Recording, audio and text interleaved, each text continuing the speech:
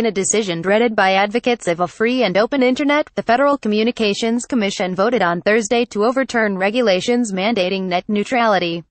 The move represented a major victory for Ajit Pai, the former Jeff Sessions staffer and Verizon lawyer who was appointed chairman of the FCC by President Donald Trump, and has long crusaded against what he calls heavy-handed regulation of the telecommunications industry. The decision is likely to have major ramifications for consumers, businesses, and internet service providers (ISPs). The existing regulations, put into place by Pay's predecessor Tom Wheeler in 2015, codified long-standing internet practice by explicitly requiring ISPs to treat all internet traffic equally. In contrast to a cable provider, which can decide exactly what networks or services customers get for their monthly fee, ISPs are forbidden from discriminating among their customers. When you pay your fee to get, you get everything. But under the new regime, a handful of the most powerful telecommunication companies in the U.S., Comcast, Verizon, will have unlimited freedom to slice and dice the internet ecology as they please.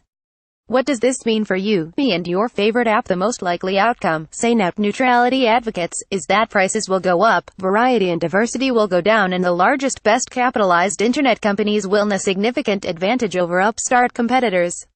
It's punishing to believers in the founding dream of the internet as a great equalizer, a network that grants everyone free rein to do anything.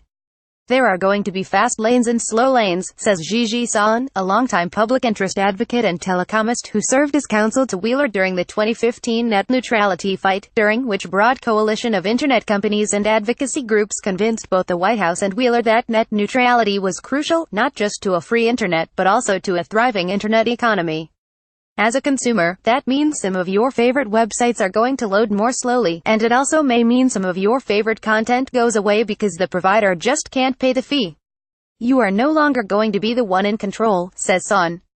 Comcast, and Verizon will pick and choose the winners and losers, instead of you choosing winners and losers. Let's say you are a regular user of Amazon, eBay and Etsy. Right now, you've got all those apps on your phone or laptop, and they all work pretty well. Pages load fast, orders go through right away. But you get your service through Verizon, and now, with its net neutrality broken, Verizon is free to say to all three retailers, hey, if you want to be in the fast lane of the internet, you will have to pay for our premium package. Amazon and eBay can afford to do this, but Etsy can't.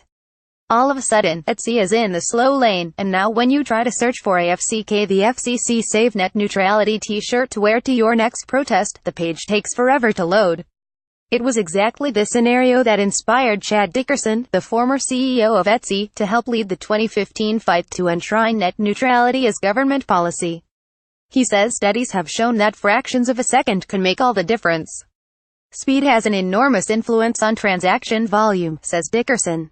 If a website is slow, users will abandon it. Allowing those with the wherewithal to pay for faster access to the internet gives big, incumbent companies a huge advantage over smaller startups. Net neutrality allowed something like Etsy to hang out a shingle on the web and give it a try, says Dickerson. It gets worse. Because under the new rules, or really, lack of any rules whatsoever, ISPs won't just be free to charge more for better tiers of access, they will also be free to block access to whatever part of the internet they feel serves their financial interests. That could cut a deal making Microsoft Bing its default search engine, and block Google entirely. Comcast might decide that it makes no sense to allow Netflix to compete with its owning services, and strangle off access to the site. Verizon could decide that Fox News reporting is more in line with its corporate interests than CNN or the New York Times. In a truly competitive marketplace, corporate moves such as these would be suicidal. But the brutal truth is that most consumers have few alternatives. According to the FCC, almost 50 million U.S. homes out of 118 million total have access to only one, or none at all, high-speed broadband provider. Consumer choice is an illusion. Sun calls Pay's push to abolish net neutrality a basic abdication of the FCC's responsibility to regulate the telecommunications industry, a startling declaration that the FCC should have absolutely no role in overseeing access to the most important network in our lifetime. And she points out that once the issues at stake are explained to the average citizen, abolishing net neutrality turns out to be extraordinarily unpopular. Recent polling shows that more than 80% of Americans support net neutrality, a rare case of bipartisan unity. Son says that she's heard from legislative staffers that they are getting more calls on net neutrality than tax reform, a fact that might explain why a handful of Republican legislators started calling for a postponement of the FCC vote earlier this week. It's not hard to understand why. When we were fighting our battle, we really felt like we were fighting for the people because they wanted free and open access, says Dickerson. How many average citizens think the ISP have their interests at heart? So for now, it's the end of the internet as we have known it. But the battle might not be over for good. A legal effort to overturn the FCC's decision is expected to begin immediately. Congress has the power to pass legislation restoring net neutrality.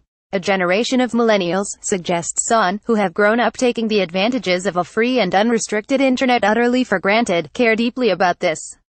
There will be no better way to demonstrate that care than by turning out in the 2018 midterm elections and voting for politicians who endorse net neutrality.